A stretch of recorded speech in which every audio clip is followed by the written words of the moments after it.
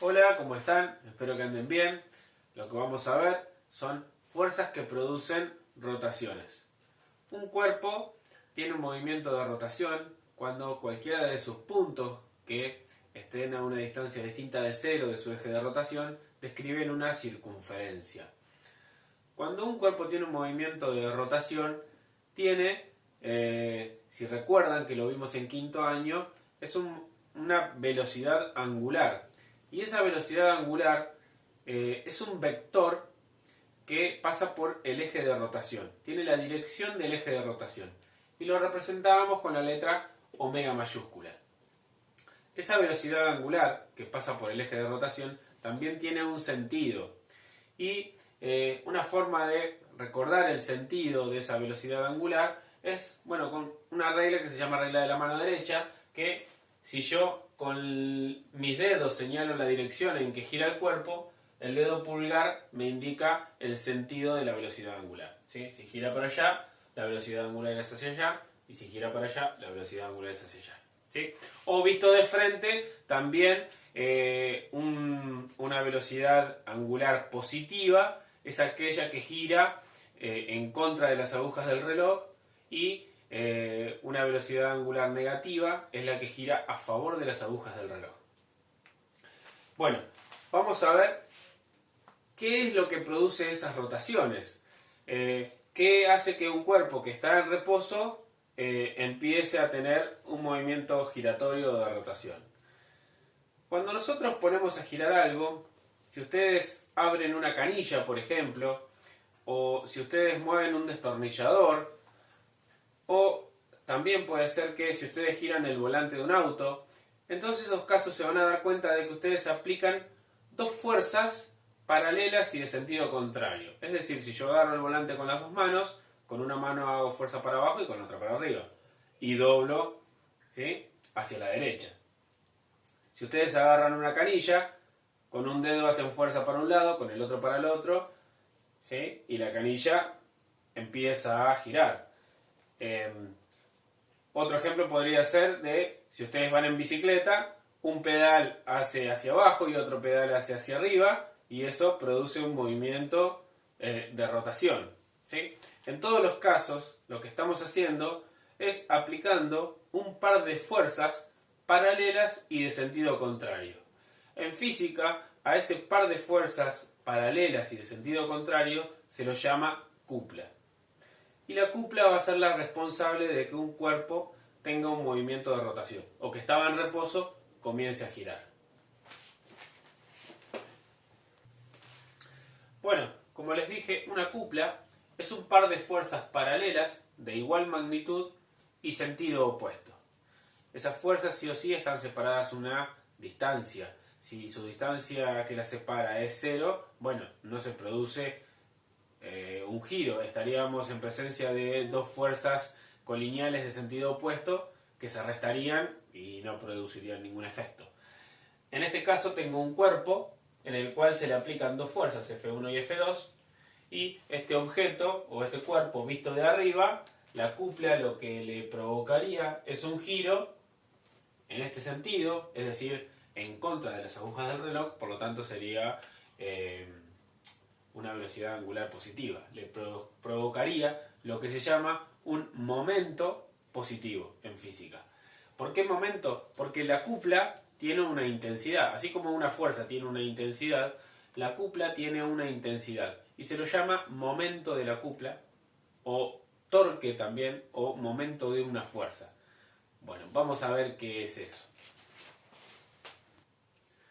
Calcular el momento de una cupla consiste en hallar su intensidad.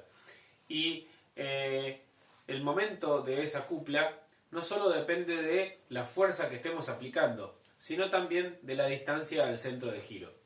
Ese momento de una cupla es muy común también que se lo conozca o se lo llame torque o momento de una fuerza. Generalmente se lo conoce como momento de una fuerza. Vamos a ver por qué, porque muchas veces una de esas fuerzas está como escondida. También se lo conoce como par motor, ¿sí? Es una magnitud muy común. Todo lo que provoque un giro, una rotación, se lo va a llamar de alguna de esta manera.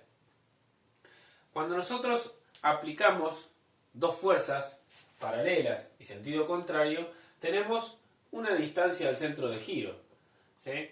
Tenemos acá la fuerza 1 y tenemos una distancia a ese centro de giro, y tenemos la fuerza 2 con su distancia al centro de giro.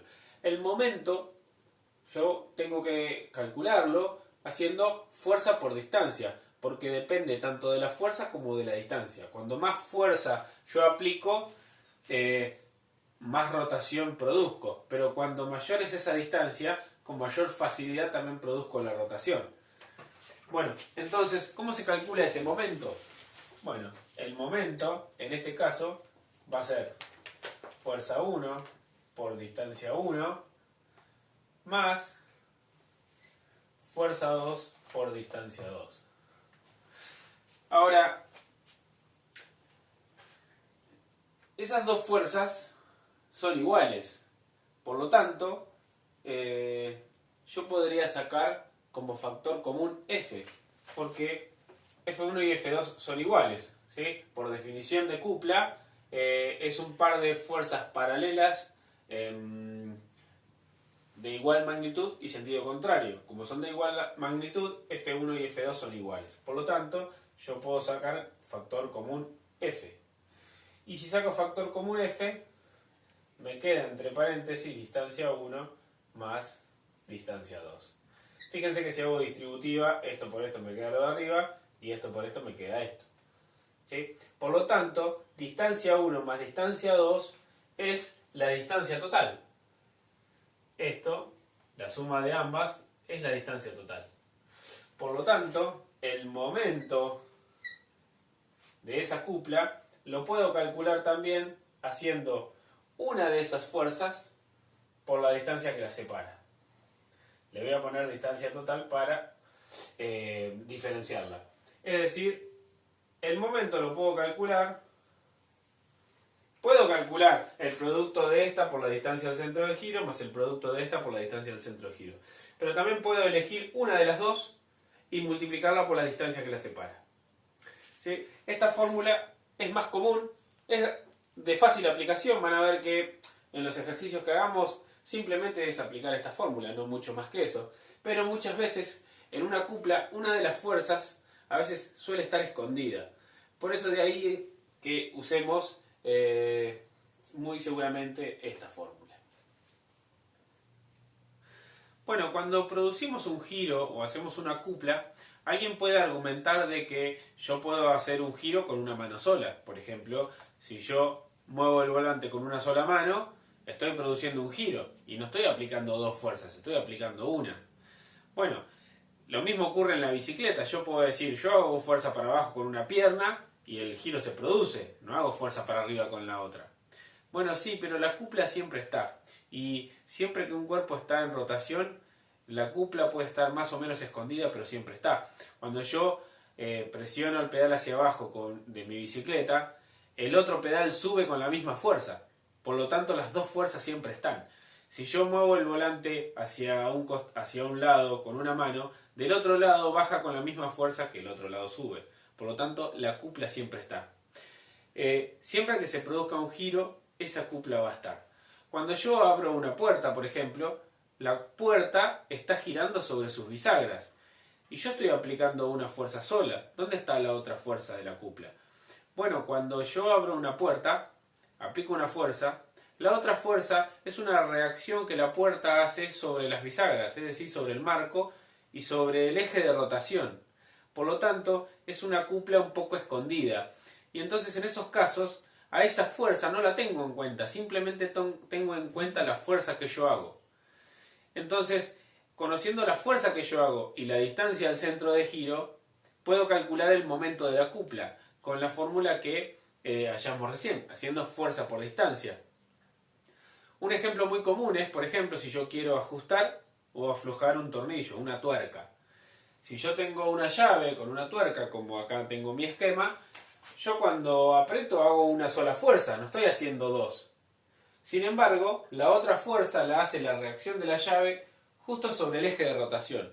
Por lo tanto, esa fuerza no la voy a tener en cuenta, me olvido, Porque para calcular el momento lo puedo hacer conociendo una de las fuerzas por la distancia que la separa. Y fíjense que si la otra fuerza, que es la reacción de la llave, pasa por el eje de rotación, la distancia que separa ambas fuerzas, ¿sí?, es precisamente la longitud del cuerpo. En este caso, la longitud de la llave. Si ustedes por ahí los ven a sus papás, es muy común que si uno quiere aflojar una tuerca con una llave muy cortita, cuesta un montón. En cambio, si la llave es más larga, es mucho más fácil. Porque yo con la misma fuerza tengo un momento mayor, un torque mayor, ¿sí? También pasa, por ejemplo, en una gomería, si el gomero quiere aflojar la rueda de un camión y está muy duro en los tornillos, lo que hace es agregar un caño a la llave, entonces hace más palanca, ¿no es cierto? Y lo que está haciendo es aumentando la distancia para obtener un momento mayor, es decir, tener más torque.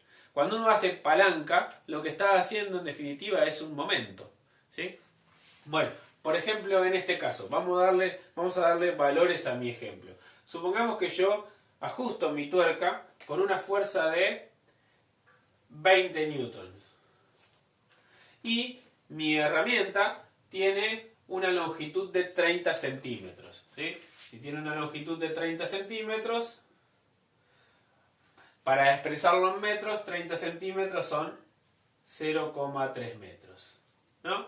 Bueno, ¿cómo calculo ese torque, ese momento de la fuerza, el momento de la cupla, el par motor también se le dice?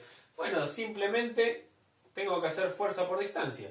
Mi fuerza es de 20 newton, mi distancia es 0,3 metros y esto me da 20 por 0,3. ¿Qué número feo elegí? Bueno, esto me da 6. El resultado es 6 y la unidad que me queda es newton metro. 6 newton metro va a ser mi momento, mi torque o mi par motor. Bueno, en el próximo video continuamos viendo este tema de rotaciones.